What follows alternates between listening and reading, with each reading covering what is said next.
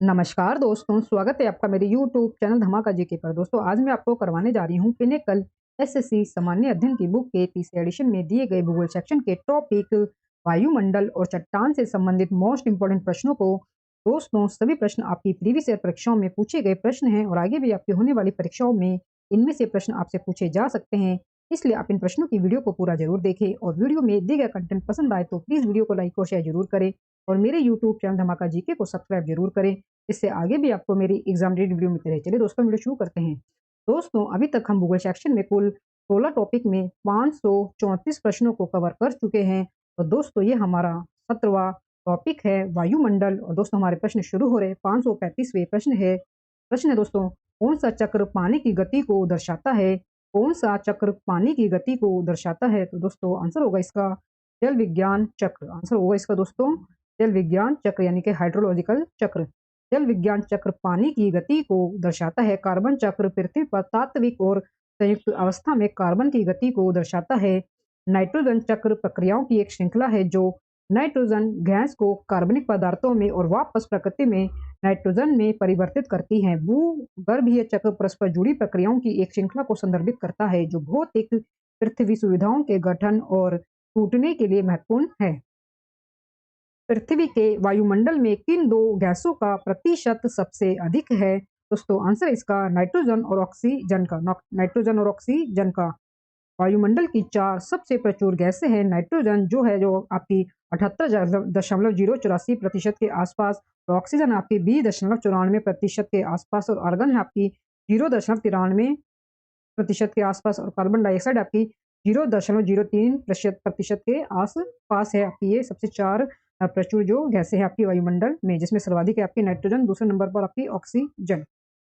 पृथ्वी के मेंटल की कौन सी परत स्थल मंडल के नीचे स्थित है जिसमें चट्टानों को एक चिपचिपा कारमेल जैसी स्थिरता के साथ तरल की तरह बहने देने के लिए पर्याप्त दबाव और गर्मी है? दोस्तों, आंसर इसका एस्थेनोस्फीयर।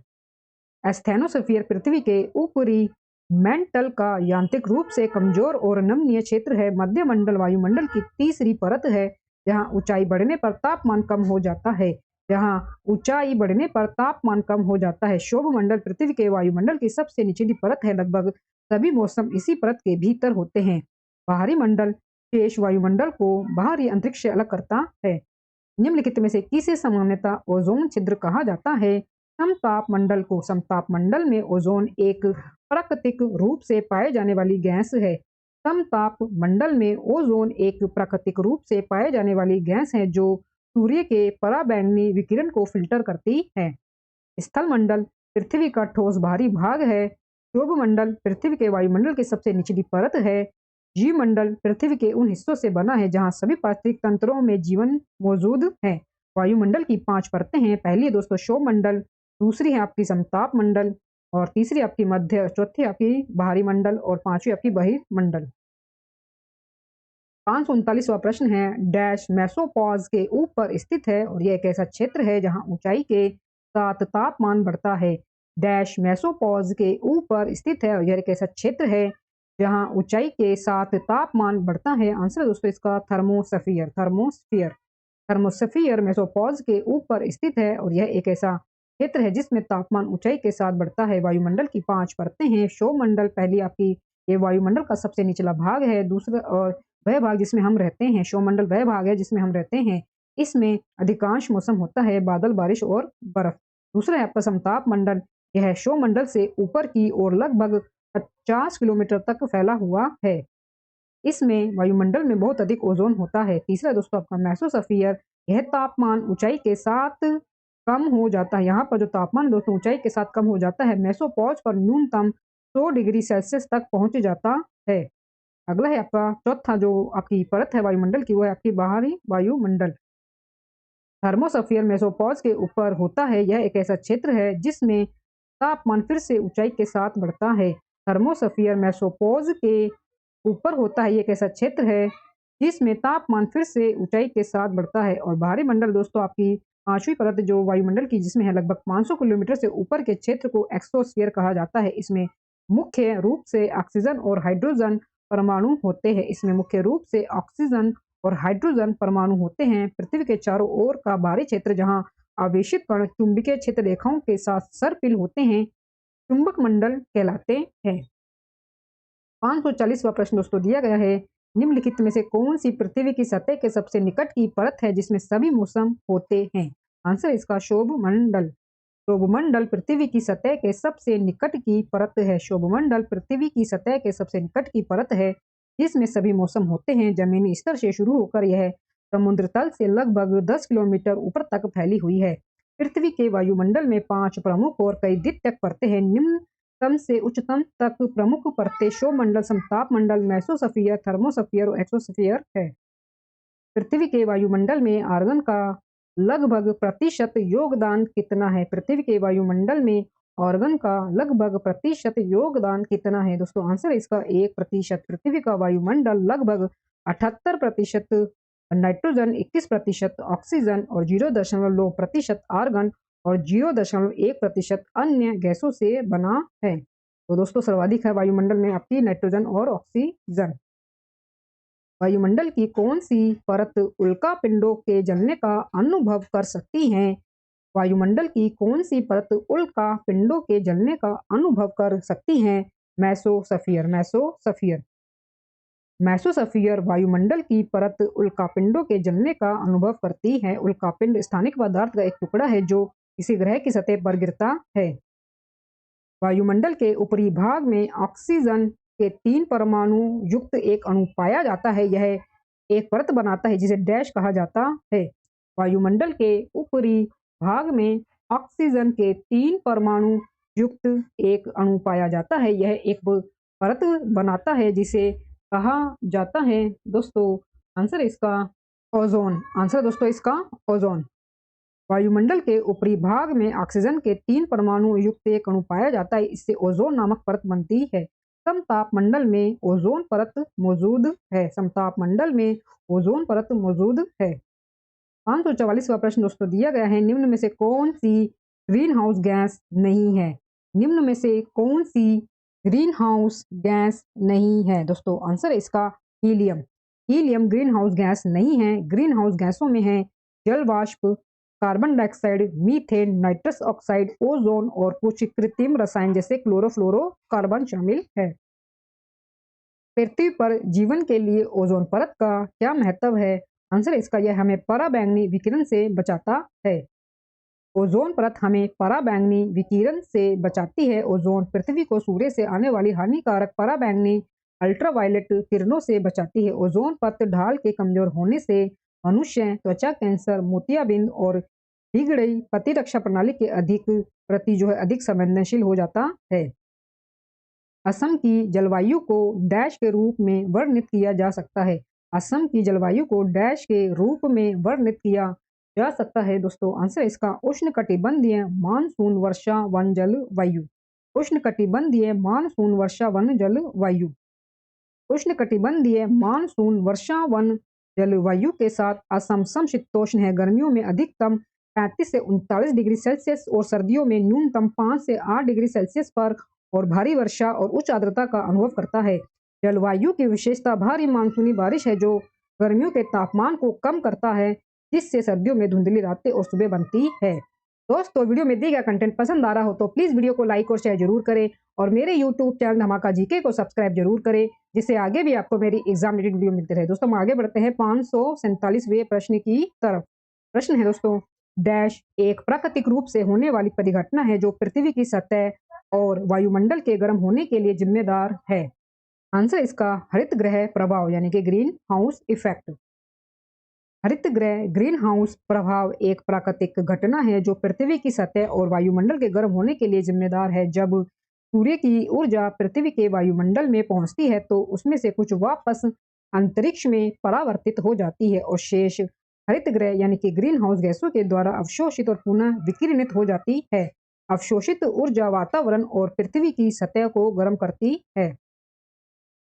मेसोस्फीयर के संदर्भ में निम्नलिखित में से कौन सा कथन सही नहीं है? मेसोस्फीयर के संदर्भ में निम्नलिखित में से कौन सा कथन सही नहीं है? तो दोस्तों आपको कथन दिए गए हैं। यह वायुमंडल की तीसरी परत है। दूसरा है ये कथन है कि इस परत में तापमान ऊंचाई बढ़ने पर तेजी से बढ़ता है। इस परत में जो तापमान है वो ऊंचाई बढ़ने पर तेजी से बढ़ता है। तीसरा दोस्तों कथन दिया गया है कि उल्कापिंड अंतरिक्ष से प्रवेश करने पर इस परत में जल जाते हैं। और दोस्तों चौथा आपको कथन दिया गया है मेसोस्फीयर के संदर्भ में, यह समताप मंडल से सीधे ऊपर है। तो दोस्तों जो आपका इसके संबंध में सही नहीं है वो ऑप्शन आपका बी हो जाएगा कि इस परत में तापमान ऊंचाई बढ़ने पर तेजी से बढ़ता है। तो ये जो कथन है ये आपको गलत दिया गया है मेसोस्फीयर के बारे में। मेसोस्फीयर पृथ्वी के वायुमंडल की तीसरी परत है जो सीधे समताप मंडल के ऊपर और थर्मोस्फीयर के नीचे स्थित है। इसके ऊपर मेसोस्फीयर और थर्मोस्फीयर के बीच की सीमा को मेसोपॉज कहा जाता है। अधिकांश उल्का मेसोस्फीयर में वाष्पीकृत हो जाती है। उल्काओं से कुछ सामग्री मेसोस्फीयर में रहती है, जिससे इस परत में लोहा और अन्य धातु परमाणुओं की अपेक्षाकृत उच्च सांद्रता होती है। इस परत में विरल वातावरण द्वारा सौर विकिरण के अवशोषण में कमी और CO2 विकिरण उत्सर्जन द्वारा शीतलन में वृद्धि के कारण बढ़ती ऊंचाई के साथ तापमान घटता है। अगला है प्रश्न, वायुमंडलीय ओजोन का अधिकांश भाग वायुमंडल की किस परत में पाया जाता है? आंसर है इसका समताप मंडल। ओजोन समताप मंडल में पाया जाता है। ओजोन समताप मंडल में पाया जाता है। 550 प्रश्न है, डैश हमारे वायुमंडल की सबसे ऊपरी परत है। यह तापमान मंडल से 10,000 किलोमीटर यानी कि 6,200 मील तक है। डैश हमारे वायुमंडल की सबसे ऊपरी परत है। यह तापमंडल से 10,000 किलोमीटर यानी कि 6,200 मील तक है। दोस्तों आंसर होगा इसका ऑप्शन बी भाहमंडल। भाहमंडल हमारे वायुमंडल की सबसे ऊपरी परत है। निम्नलिखित में से कौन सी वायुमंडलीय परत पृथ्वी की सतह से शुरू होकर 8 से 14.5 किलोमीटर तक जाती है यानी कि 5 से 9 मील तक, और वायुमंडल का यह हिस्सा सबसे सघन होता है और इसी में सभी प्रकार के मौसम पाए जाते हैं। तो दोस्तों आंसर इसका शोभमंडल। शोभमंडल शोभमंडल परत पृथ्वी की सतह से शुरू होती है और यह 8 से 14.5 किलोमीटर ऊंची यानी कि 5 से 9 मील तक फैली हुई है। वायुमंडल का यह भाग सबसे घना है और लगभग सभी मौसम इस क्षेत्र में है। 552 प्रश्न है, चक्रवात का केंद्र शांत होता है जिसे तूफान का डैश कहा जाता है। दोस्तों आंसर है इसका आंख। आंख मजबूत उष्णकटिबंधीय चक्रवातों के केंद्र में ज्यादातर शांत मौसम का क्षेत्र है। एक तूफान की आंख मोटे तौर पर गोलाकार क्षेत्र है जो आमतौर पर 30 से 65 किलोमीटर व्यास का होता है, जो 30 से लेकर 65 किलोमीटर व्यास का होता है। यह नेत्रगोलक से घिरा हुआ है। तेज आंधी का एक घेरा जहां सबसे गंभीर मौसम और उच्चतम हवाएं होती हैं। निम्नलिखित में से कौन सा वाक्य इसका सर्वश्रेष्ठ वर्णन करता है कि क्यों शिलोंग में वार्षिक रूप से लगभग 200 सेंटीमीटर वर्षा होती है जबकि उससे 30 किलोमीटर दूर जैसे कौवा उड़ता है स्थित चेरापूंजी में 1250 सेंटीमीटर से अधिक वर्षा होती है। निम्नलिखित में से कौन सा वाक्य इसका सर्वश्रेष्ठ वर्णन करता है कि क्यों शिलोंग में वार्षिक रूप से लगभग 200 सेंटीमीटर वर्षा होती है जबकि उससे 30 किलोमीटर दूर जैसे कौवा उड़ता है स्थित चेरापूंजी में 1250 सेंटीमीटर से अधिक वर्षा होती है। तो दोस्तों दिए गए आपके कथन या वाक्य हैं, चेरापूंजी में बारिश हिमालय से आने वाले वर्षा से भरे बादलों से होती है जबकि शिलोंग में बारिश मानसून की मालाबार शाखा से होती है। दूसरा है दोस्तों कथन, चेरापूंजी खासी पहाड़ियों की अनुवात दिशा में पड़ता है जबकि शिलोंग खासी पहाड़ियों की प्रतिवात दिशा में पड़ता है तथा इस प्रकार यहाँ केवल हवा चलती है और बारिश नहीं होती है। और दोस्तों तीसरा कथन हमें दिया गया है, यह अत्यधिक निवर्णीकरण तथा प्रदूषण के कारण शिलोंग का औसत तापमान बढ़ गया है। चौथा ऑप्शन दोस्तों दिया गया है कि चेरापूंजी खासी पहाड़ियों की प्रतिवात दिशा में पड़ता है तथा यहाँ मानसून की बंगाल की खाड़ी शाखा से वर्षा होती है जबकि शिलोंग खासी पहाड़ियों की अनुवाद दिशा में पड़ता है जो वर्षा छिद्र क्षेत्र का निर्माण करती है। तो दोस्तों इसका आंसर है ऑप्शन डी। ऑप्शन डी हो जाएगा कि चेरापूंजी खासी पहाड़ियों की प्रतिवाद दिशा में पड़ता है तथा यहाँ मानसून की बंगाल की खाड़ी शाखा से वर्षा होती है जबकि शिलोंग खासी पहाड़ियों की अनुवाद दिशा में पड़ता है जो वर्षा अच्छिद्र क्षेत्र का निर्माण करती है चेरापूंजी खासी पहाड़ियों की हवा की ओर स्थित है और यहाँ से वर्षा प्राप्त करता है। बंगाल की खाड़ी मानसून की शाखा है, जबकि शिलांग खासी पहाड़ियों के नीचे की ओर स्थित है जो वर्षा छाया क्षेत्र बनाती है। इसलिए शिलांग में सालाना लगभग 200 सेंटीमीटर वर्षा होती है, जबकि चेरापूंजी जो लगभग 30 किलोमीटर दूर है सालाना 1250 सेंटीमीटर से अधिक वर्षा होती है। नेक्स्ट क्वेश्चन दोस्तों, पृथ्वी के वायुमंडल में दूसरी सबसे प्रचुर मात्रा में पाए जाने वाली गैस कौन सी है? आंसर है इसका ऑक्सीजन। सबसे प्रचुर मात्रा में प्राकृतिक रूप से पाए जाने वाली गैस नाइट्रोजन है जो लगभग 78% वायु का निर्माण करती है। ऑक्सीजन वायुमंडल में लगभग 21% मौजूद दूसरी गैस है। पैथोलिथ एक प्रकार का है। पैथोलिथ एक प्रकार का है आग्नेय चट्टान। एक बैथोलिथ आग्नेय चट्टान का एक बड़ा द्रव्यमान है जो 100 वर्ग किलोमीटर क्षेत्र से बड़ा है, जो पृथ्वी की पपड़ी में गहरे ठंडे मैग्मा से बनता है। बैथोलिथ लगभग हमेशा ज्यादातर फेलिसिक या मध्यवर्ती राक प्रकारों से बने होते हैं, जैसे ग्रेनाइट, क्वार्ट्ज, मोनोजाइट और या फिर डायराइट। इस बल के कारण गतिशील पिंड वायु तथा जल धाराएं उत्तरी गोलार्ध में दाहिनी तरफ और दक्षिणी गोलार्ध में बाईं तरफ विक्षेपित हो जाती हैं। दोस्तों आंसर है इसका कोरियोलिस बल। कोरियोलिस बल। यदि पृथ्वी अपनी धुरी पर नहीं घूमती है तो वायुमंडल केवल ध्रुवों और भूमध्य रेखा के बीच एक साधारण आगे पीछे गति में घूमता रहेगा। क्योंकि पृथ्वी अपनी धुरी पर घूमती है, परिसंचारी हवा उत्तरी गोलार्ध में दाईं ओर और दक्षिणी गोलार्ध में बाईं ओर विक्षेपित होती है। इस विक्षेपण को कोरियोलिस प्रभाव कहते हैं। इस विक्षेपण को कोरियोलिस प्रभाव कहते हैं। पक्षाभ और मेघपुंज एक प्रकार के डैश हैं। पक्षाभ और मेघपुंज एक प्रकार के डैश हैं। दोस्तों आंसर है इसका बादल। पक्षाभ बादल घूंघट जैसे बादल होते हैं जो उपरिशोमंडल में बनते हैं, जबकि मेघपुंज बादल ढेर घने होते हैं और वे जमीन के बहुत करीब होते हैं। कौन सी पर्यावरणीय घटना को कृत्रिम रसायन क्लोरोफ्लोरोकार्बन से जोड़ा गया है? ओजोन क्षय को। ओजोन क्षय को। ओजोन क्षय क्लोरोफ्लोरोकार्बन पृथ्वी की सुरक्षात्मक ओजोन परत को नष्ट कर देते हैं। बाह्यमंडल परत किस परत के ऊपर है? बाह्यमंडल परत किस परत के ऊपर है? तापमंडल के। बाह्यमंडल एक्सोस्फीयर पृथ्वी के वायुमंडल की सबसे भारी परत है और थर्मोस्फीयर के ऊपर स्थित है। 560 प्रश्न दोस्तों दिया गया है। मानसून शब्द डैश से उत्पन्न हुआ है? आंसर इसका अरबी शब्द से। मानसून शब्द अरबी भाषा के मौसम शब्द से बना है जिसका अर्थ मौसम होता है।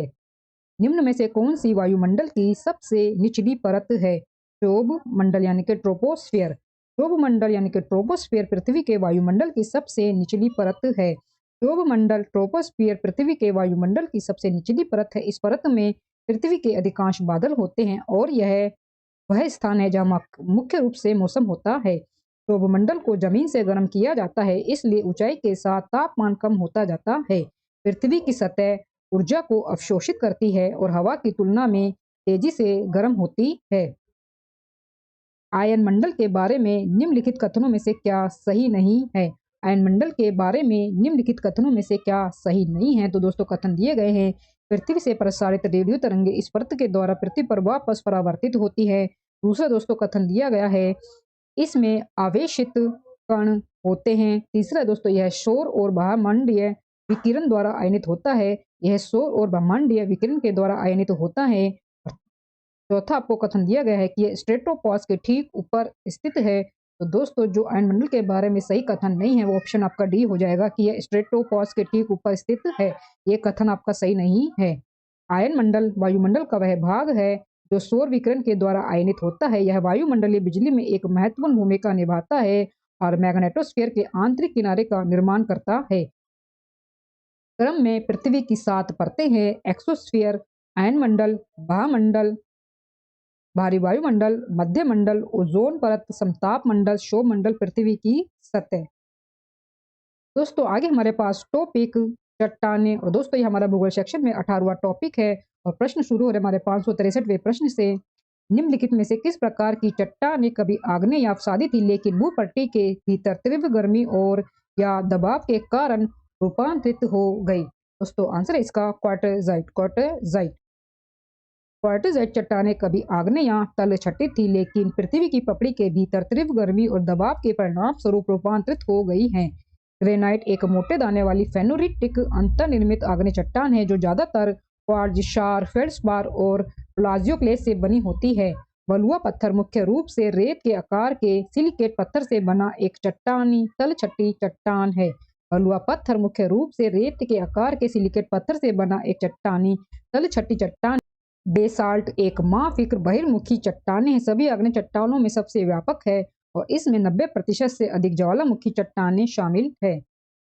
गुजरात में प्रायद्वीप के पश्चिमी और पूर्वी किनारों पर अवसादी चट्टानों में कौन सा संसाधन पाया जाता है? दोस्तों आंसर है इसका पेट्रोलियम। गुजरात और असम में प्रायद्वीप के पश्चिमी और पूर्वी किनारों पर अवसादी चट्टानों में अधिकांश पेट्रोलियम भंडार हैं। शीर्ष उत्पादक सोने में है कर्नाटक और राजस्थान, बॉक्साइट में है उड़ीसा, आंध्र प्रदेश और गुजरात, और मैग्नीज में है मध्य प्रदेश, महाराष्ट्र और उड़ीसा। निम्नलिखित में से कौन सी चट्टान पानी में तैरती है? निम्नलिखित में से कौन सी चट्टान पानी में तैरती है? दोस्तों आंसर है इसका झावा यानी कि प्यूमिस। झावा पानी में तैरता है। झावा एक हल्के रंग का अत्यंत झरझरा आग्नेय चट्टान है जो विस्फोटक ज्वालामुखी विस्फोट के दौरान बनता है। झावा पानी में तैरता है। झावा एक हल्के रंग का अत्यंत झरझरा आग्नेय चट्टान है जो विस्फोटक ज्वालामुखी विस्फोट के दौरान बनता है। ऑब्सिडियन का उपयोग पूरे इतिहास में हथियार, उपकरण, आभूषण और दर्पण बनाने के लिए किया गया है। ग्रेनाइट एक प्रकार की कठोर और कॉम्पैक्ट आग्नेय चट्टान है जो क्वार्ट्ज, फेल्ड्स्पार और साथ ही अभ्रक द्वारा बनाई गई है। स्लेट एक प्रकार की कायांतरित चट्टान है। स्लेट एक प्रकार की कायांतरित चट्टान है। 566वां दोस्तों प्रश्न है, निम्नलिखित में से कौन एक मोटे दाने वाली आग्नेय चट्टान है जिसमें क्वार्ट्ज और फेल्ड्स्पार होता है? आंसर है दोस्तों इसका ग्रेनाइट। ग्रेनाइट एक मोटे दाने वाली आग्नेय चट्टान है।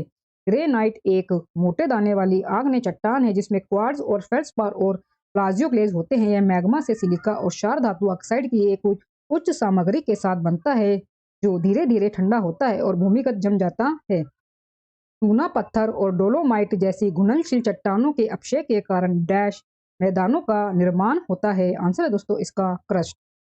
क्रस्ट मैदान घुलनशील चट्टानों जैसे चूना पत्थर और डोलोमाइट के अपक्षय के कारण बनते हैं। क्रस्ट मैदान घुलनशील चट्टानों जैसे चूना पत्थर और डोलोमाइट के अपक्षय के कारण बनते हैं। क्रस्ट क्षेत्रों में जलभृत होते हैं जो पानी की बड़ी आपूर्ति प्रदान करने में सक्षम होते हैं। विशिष्ट रूप में सिंक होल गुफाएं, प्राकृतिक पुल और डूबती धाराएं शामिल है। निम्नलिखित में से कौन सी चट्टानों शिलीभवन प्रक्रिया लिथिफिकेशन के द्वारा होती है?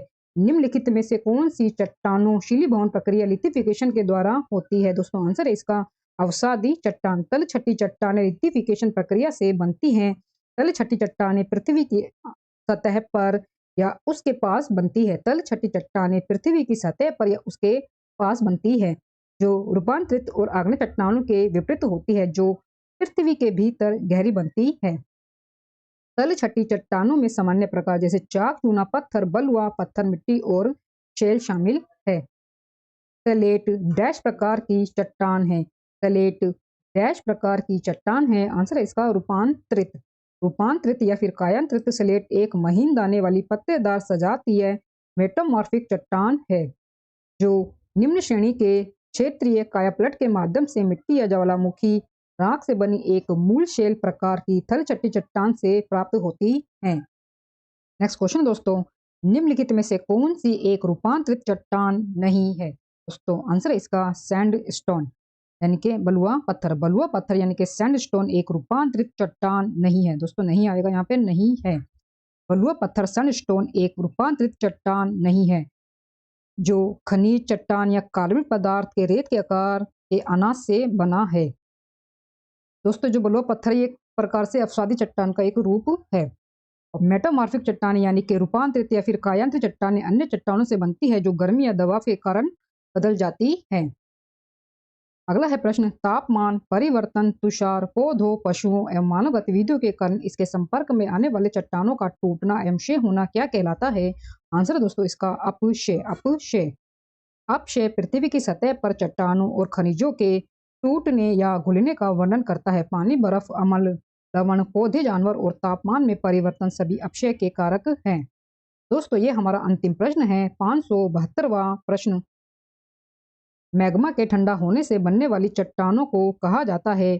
मैग्मा के ठंडा होने से बनने वाली चट्टानों को कहा जाता है आग्नेय चट्टानें। आग्नेय चट्टानें या मैग्मेटिक चट्टानें 3 मुख्य चट्टानों के प्रकारों में से एक है।